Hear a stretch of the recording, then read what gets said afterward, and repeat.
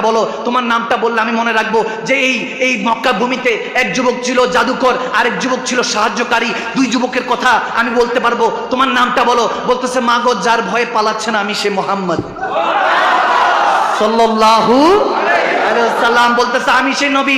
তখন ওই বুড়ি বলতেছে আপনি যদি সেই যুবক, আপনি সেই যদি নবী পয়গম্বর হয়ে থাকেন, তাহলে আমি বলে দিচ্ছি আপনি সচ্চা, আপনি সঠিক, আপনি হক, আপনার কাছে আমি বায়াত হতে চাই। ওই বুড়ি চোখের পানি ছেড়ে দিয়ে আমার নবীর কদম ধরে কলমা পড়ে মুসলমান হয়ে গেল। হেদায়েতের মালিক কে? আওয়াজ দেন, হেদায়েতের মালিক কে?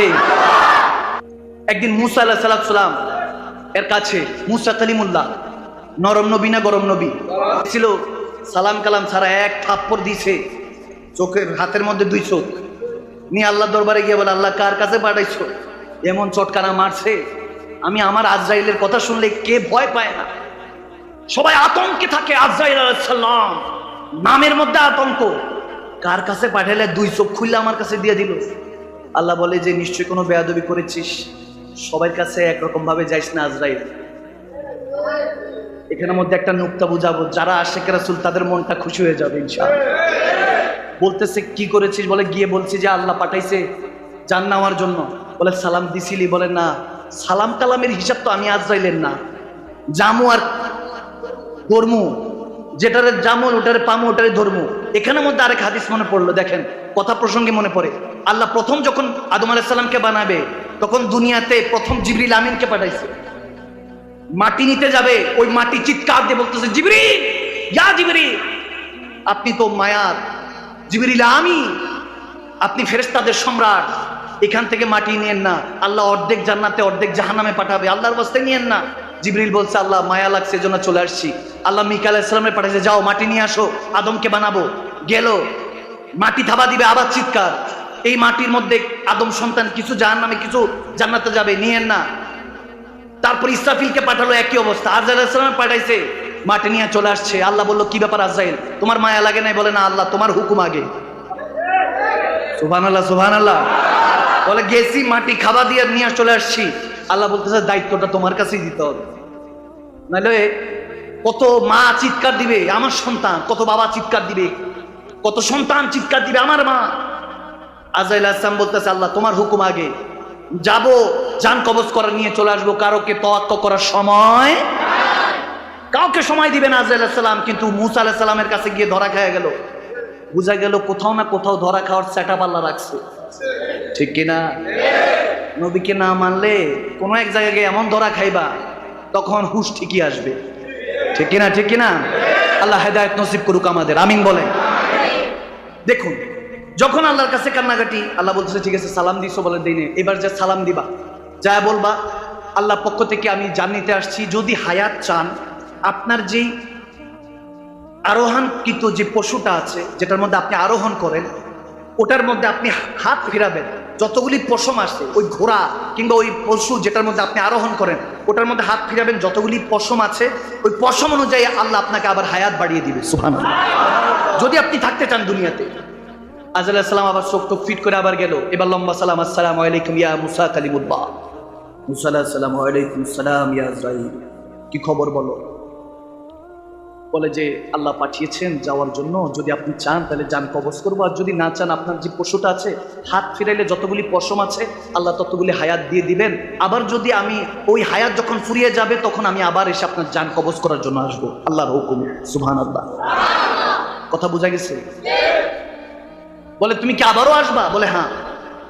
যেহেতু তুমি ওই পশমের হায়াত ফুরার আবারই আসবা, আমি তো চাই আমি আল্লাহর কাছে যাওয়ার জন্য, সুবহানাল্লাহ।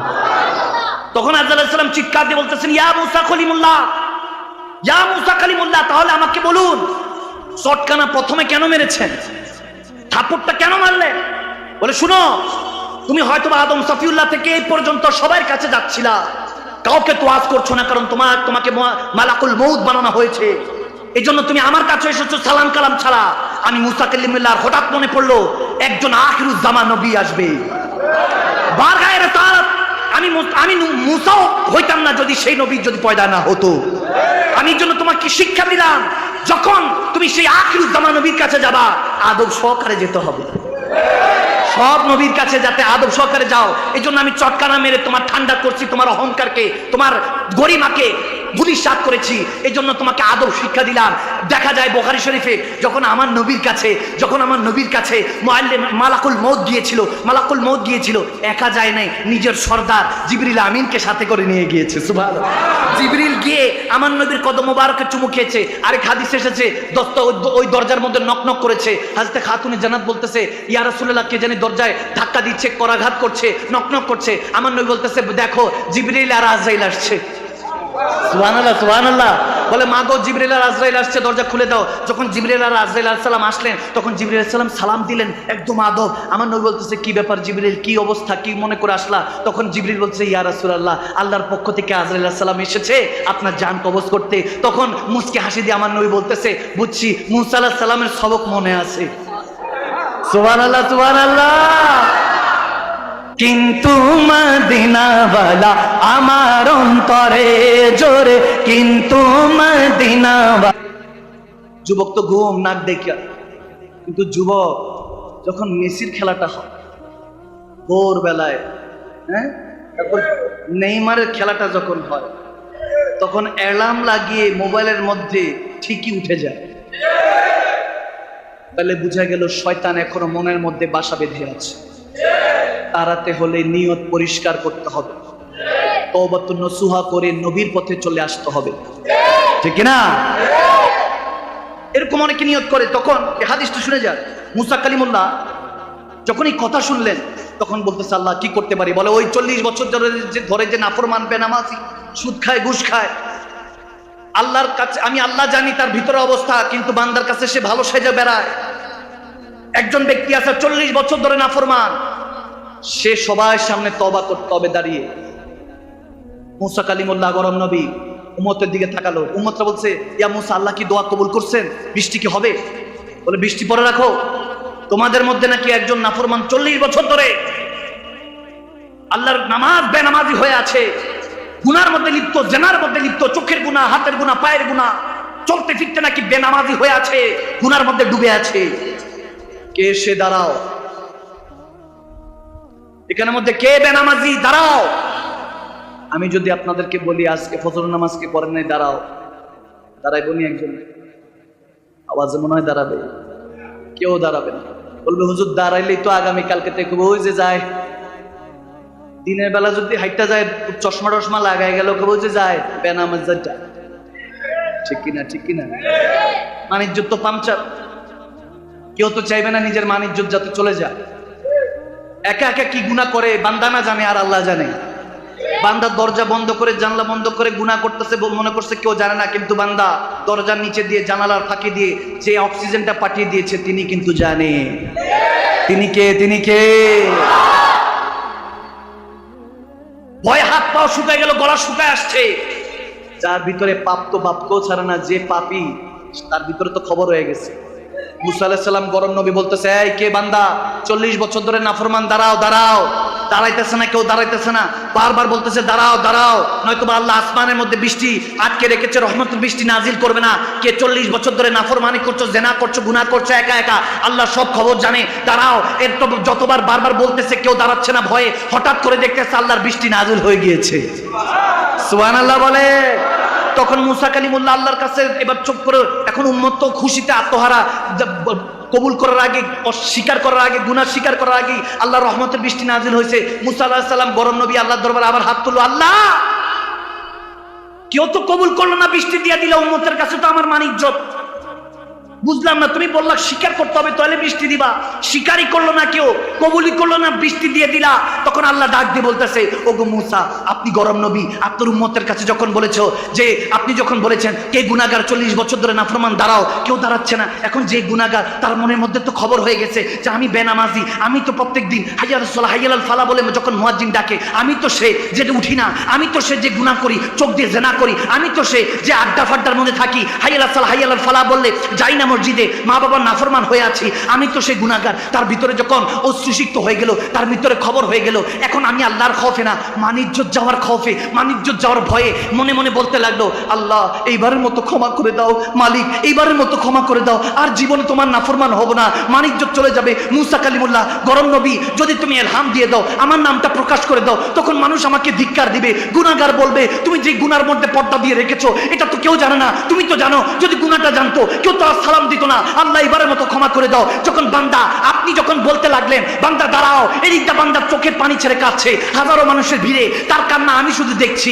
এর জন্য হঠাৎ করে যখন দেখলাম বান্দা চোখ দিয়ে মন থেকে ক্ষমা চাইলো, তাও মানিজ্জত যাওয়ার খৌফে, আমি আল্লাহর ভয়ে না, আমি আল্লাহর মায়া হলো, বান্দাকে এইবারের মতো মাফ করে দিলাম। মুসা কালিমুল্লাহ বলে, আল্লাহর সেই বান্দাটাকে, তাকে আমাকে চিনতে হবে, বলুন তার নামটা।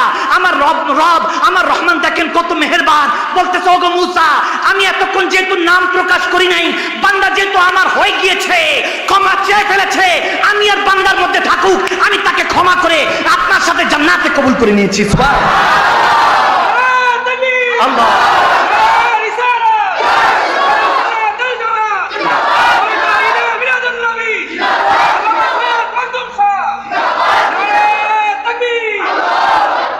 কষ্ট হচ্ছে। আজকে আপনাকে এখানে কেউ টেনে আনে নাই, আমার রবের হেদায়েত আপনাকে টেনে এনেছে আজকে এই জায়গায়।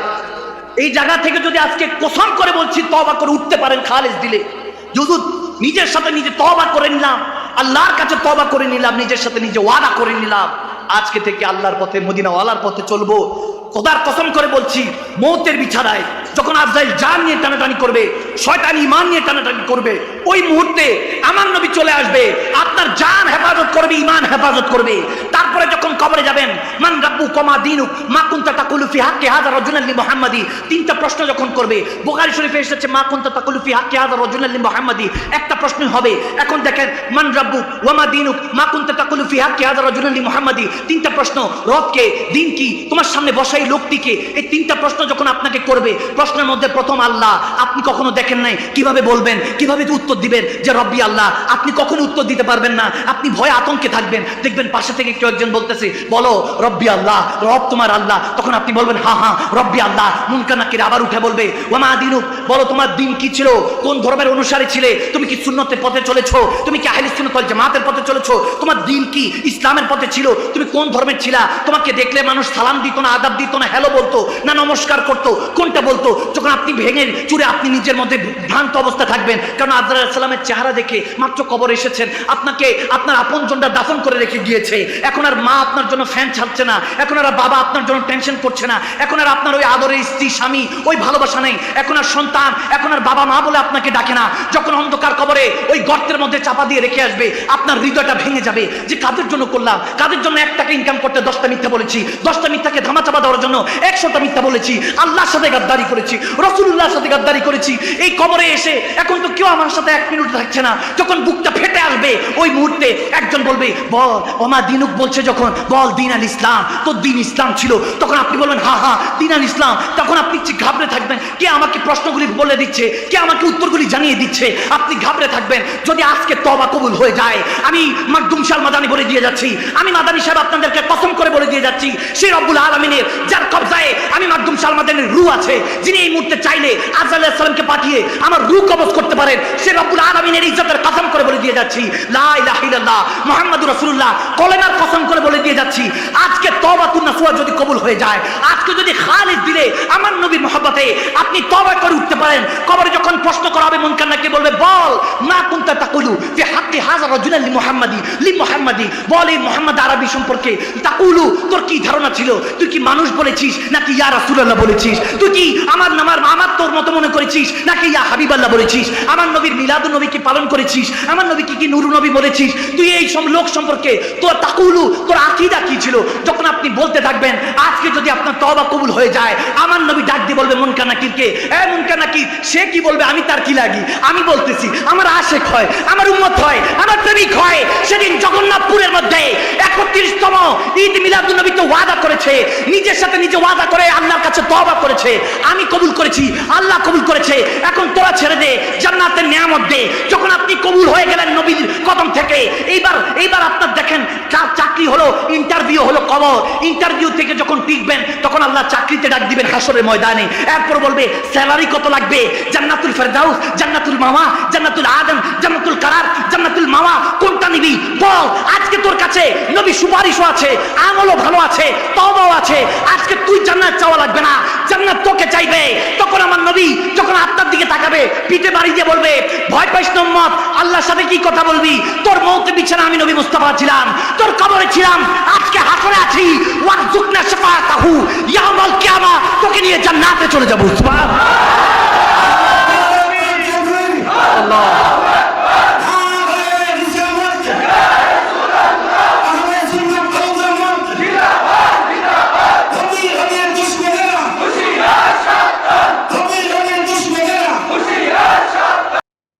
রব্বে করিম বলেন, ওগো নবী, আপনি